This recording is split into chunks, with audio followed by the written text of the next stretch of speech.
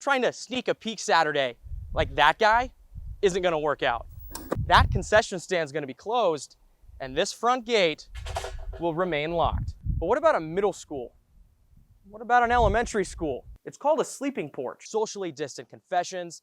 They've provided scripture readings for their parishioners. Separating out the city portion of that bill is about $1,000. Your ballot gets a vote on it this general election. But if you want to walk through these doors to catch mass, you won't find one here. Much like this one here, none of them have any roommates. Your 1% increase is not on this total bill, rather just the city portion. The Biden campaign is blaming Facebook for a lost $500,000 in fundraising and how it's impacting people locally and worldwide. Referendum 90 looks to approve a Senate bill mandating sex education for all Washington public school students. It will no longer tolerate any pages, groups, or Instagram accounts associated with far-right conspiracy group QAnon, and it's at the top of your ballot and maybe one of the most controversial. 2 former Oklahoma City jail employees face misdemeanor cruelty charges. Kevin Bacon used to be a Husky. Oh, I can't admit that right now. Used to be. When his son Lucas walked on with the Cougs, Kevin flipped. As far as allegiance and rooting for a school, that's all it is. But rooting for family, I'm #1 fan and a diehard Coug. He's made every game. All family, grandparents, aunts and uncles, everybody. Lucas turned a corner this spring, now recording his second start Saturday against Oregon. But due to COVID rules, Lucas's #1 fan couldn't be there. With the university blocking off all outside views into Martin this weekend, trying to sneak a peek Saturday like that guy isn't gonna work out. That means families are better off like the rest of us, watching from their couch at home. To not be there is really tough.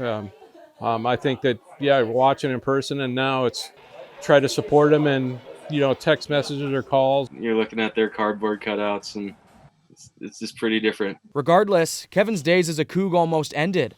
The writing Lucas thought he saw on the wall read completely different. Coming into spring ball, I wasn't really sure what was going to happen. I was like 2 years on scout team. Is this really for me? And then kind of the staff changed and really kind of found a new love. Lucas's first career catch Saturday, a touchdown, witnessed only by the eyes of cardboard patrons. 300 or 400 parents that could allow into a stadium, I think they should allow in. You got to just take it for what it is. And, I've been working for my whole life for this. So at some point, it's just like, well, you got to play football, and once the ball's snapped, you got to go. Andrew Baertlein, Murrow News 8.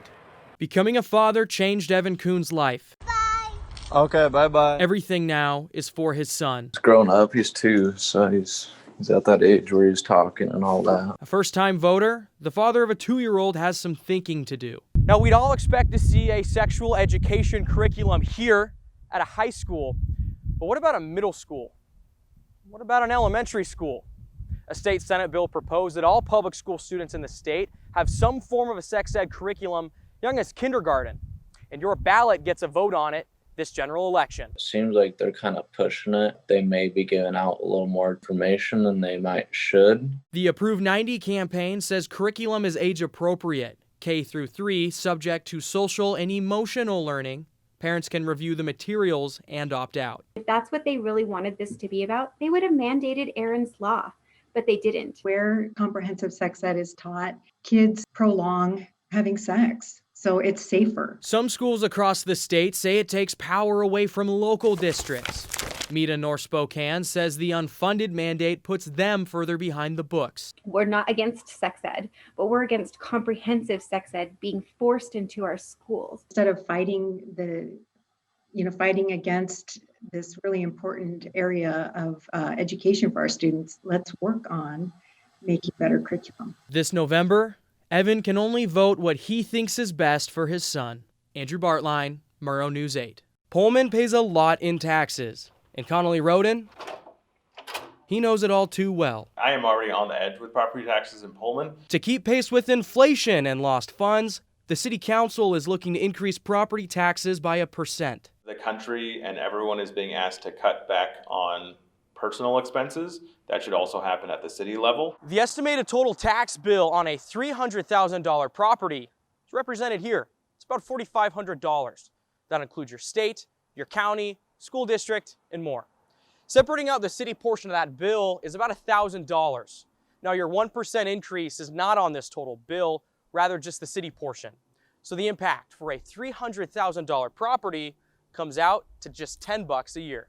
We want everything the way we're used to, but because of a number of things, including sales tax revenue being way down, that is going to require us looking at ways we can increase the amount coming into the city. We understand the value that Pullman brings to our families and our lives. We just think there could be tighter ways to do it than to always go on the backs of residents. The Whitman County assessor updated some commercial property values downtown. Tax Sifter says Chase Bank watched their total bill skyrocket 350% this year. And locally bred business, they got the whip too. My office on Grand handed over an extra $900 to the city, while Neil's Flowers and Gifts on Main paid another $230. It is something that apparently the county assessor is working on. They realize that some of this is, just it's too low. The city just wants them paying their fair share. But residents like Connolly, they feel they already do. It's not this 1% that gets me worried, it's the overall picture of where do we stand in terms of property taxes compared to much larger cities that are paying, virtually the same as we are. Chapman says the council wants to approve the 1% increase within the next few weeks for the 2021 budget. Andrew Baertlein, Murrow News 8.